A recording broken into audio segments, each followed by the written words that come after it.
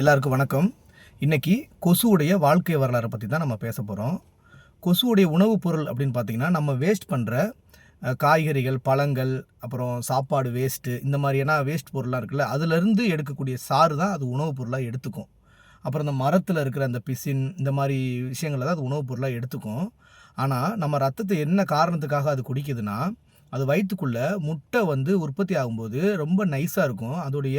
அந்த முட்டையோட ஓடு ஸ்ட்ராங் ஆகணும் அப்படின்றதுக்காக நம்ம ரத்தத்தை குடிச்சு அந்த ரத்தத்தில் இருக்கிற சூடு அடக்காக்கும் வயிற்றுக்குள்ளேயே. வயிற்றுக்குள்ளேயே நம்ம ரத்தத்தோட சூடு அடக்காக்கும் போது அந்த முட்டை ஸ்ட்ராங் ஆகிடும். ஸோ ஸ்ட்ராங் ஆனதுக்கப்புறம் அந்த என்ன பண்ணுன்னா, அந்த முட்டையை போய் ஒரு தெளிவான தண்ணியில் போய் இட்டுட்டு போயிடும்.